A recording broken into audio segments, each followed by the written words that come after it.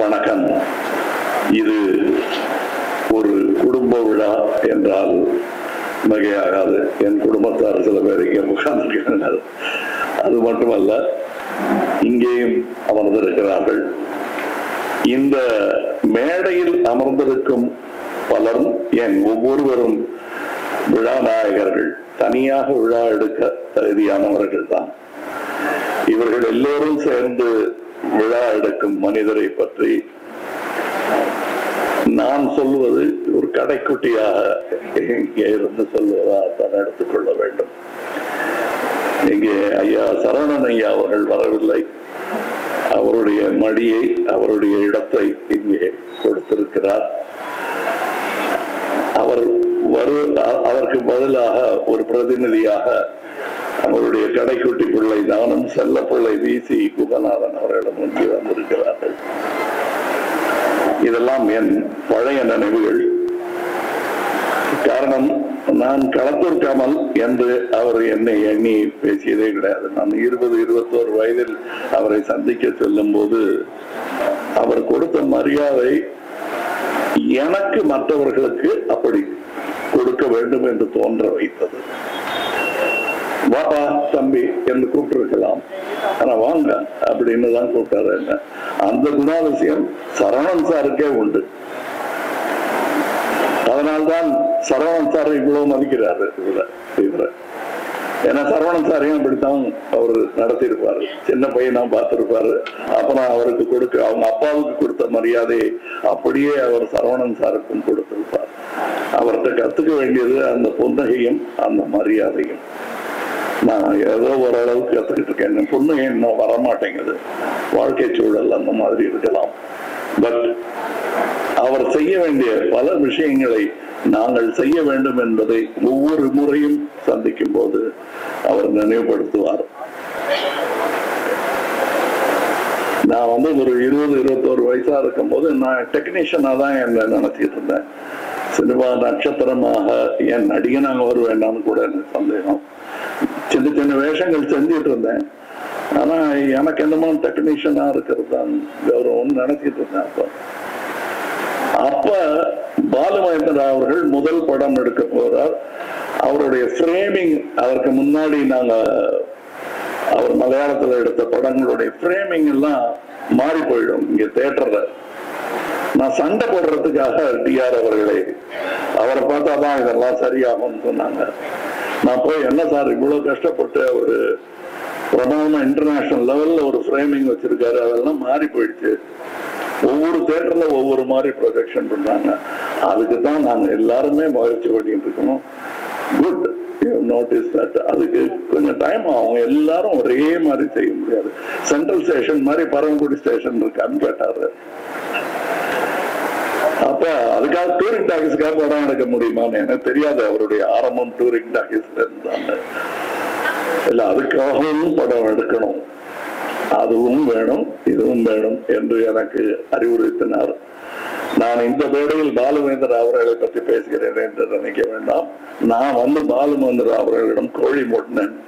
ஒன்றும் பண்ண முடியாதுங்கிறாரு, மெதுவா தான் நடக்குங்கிறாரு. தேவரமான்ல சிவாஜி சார் என்னுடைய பாத்திரத்துக்கிட்ட சொல்லுவாரு, மெதுவா தான் வருவான் அப்படின்னு சொல்லுவாரு. அந்த மாதிரி சொல்லிட்டாரு சார் அப்படின்னு. பாலு அவர்கள் என்ன பண்ணாருன்னா, சரி அது நடக்காதுன்னா நம்ம அதுக்கு ஒரு சட்டம் போடுவோம்னாரு. பாலு அவர்கள் எடுத்த படம் இது இந்த குறை தீர்க்கப்படும் வரை அவர் ஒரு ஃப்ரேம் பண்ணிக்கிட்டாரு. அந்த ஃப்ரேம் எந்த ப்ரொடக்ஷனிஸ்டாலையும் மாற்றவே முடியாது. இப்படி நடந்த கூட்டு முயற்சியில் வளர்ந்ததுதான் இந்த இண்டஸ்ட்ரி. ஒருவருக்கு ஒருவர் குறை சொல்லிக் கொண்டில்லாமல் குறையை தீர்ப்பது எப்படிங்கிறதுல முக்கியமான வல்லுநர் வந்து டிஆர் அவர்கள். இதுல அவரோட அந்த வரி எப்படி போடணும்னு கவர்மெண்ட்டுக்கு சொல்லி கொடுத்தது வரை, அதனால் பல என்று வசதியாக நான் உட்பட அந்த சம்பளம் உயர்வும், ப்ரொடியூசர்களுக்கு வருவாய் உயர்வும், டிஸ்ட்ரிபியூட்டர்களுக்கு வருவாய் உயர்வும் அதை ஏற்படுத்தி கொடுத்துட்டு அமைதியா இருப்பாரு அந்த புன்னகையுடன். இன்று இத்தனை பேர் வந்திருக்கிறார்கள்னா அவங்க குடும்பத்தார் வந்து எப்படியாவது பண்ணி கொடுங்கன்னு கேட்டது இல்லை. அவங்க கேட்காம சும்மா இருந்திருந்தாங்கன்னா நாங்க ஞாபகப்படுத்திருக்கோம்.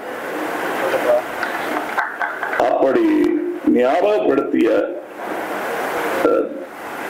பன்னீர்செல்வம் அவர்களுக்கு தனி நன்றி, தானு அவர்களுக்கு தனி நன்றி. முன்னிருந்து இதை நம் குடும்ப விழாவாக நடத்த வேண்டும் என்று நினைத்த அனைவருக்கும் நன்றி.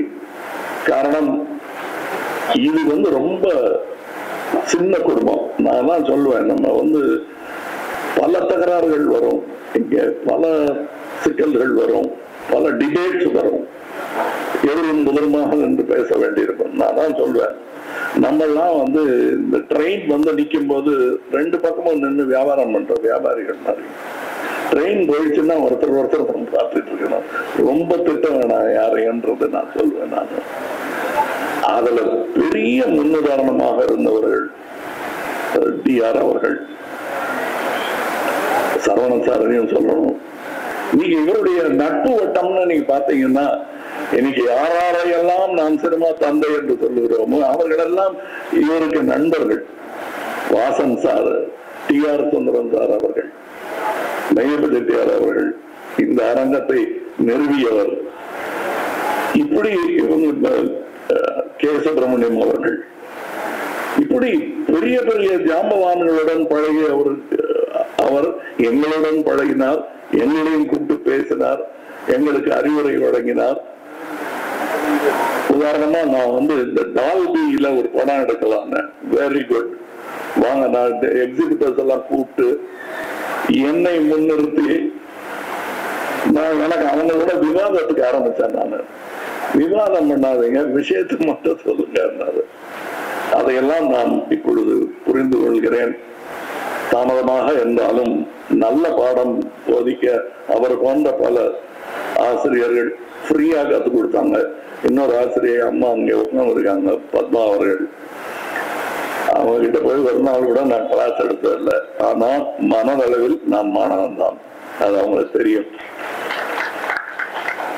இப்படி பல பேரறிஞர்கள் இது ஆரம்பிக்கும் போதே என்னுடைய அக்காவின் கணவர் தான் பேசி ஆரம்பித்து வைத்தார். எனக்கே ஆச்சரியமா இருந்தது, இவரு எங்க வந்தாருங்கிற மாதிரி இருந்தது. டிஆர் போல் அவரும் எல்லா இடத்திலும் பரவி இருக்கும் பெரிய மனிதர். இவர்கள் எல்லாம் எப்படியாவது சேர்ந்து விடுவார்கள்.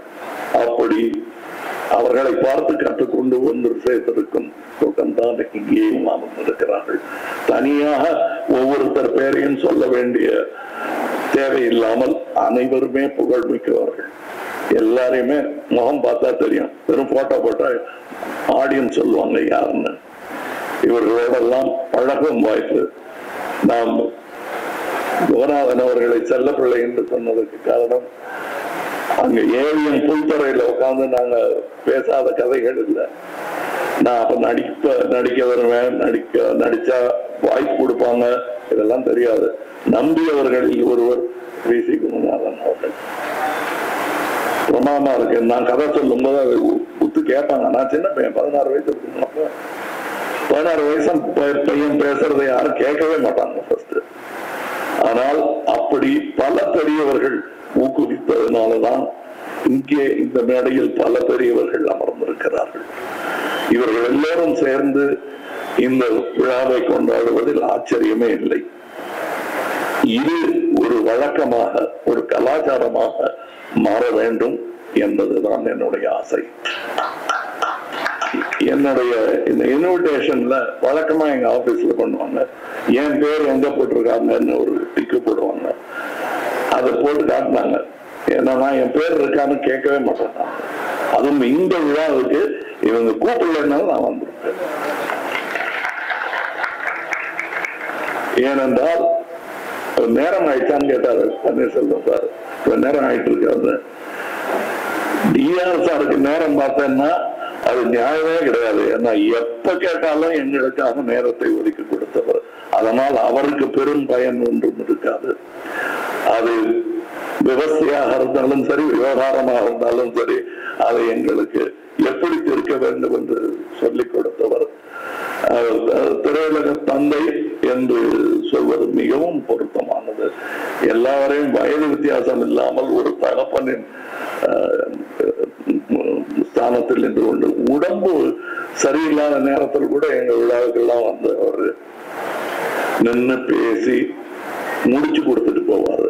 அவருக்கு விழா எடுக்கணும் என்று யாருக்கெல்லாம் தோன்றியதோ அத்தனை பேருக்கும் என் வணக்கங்கள்.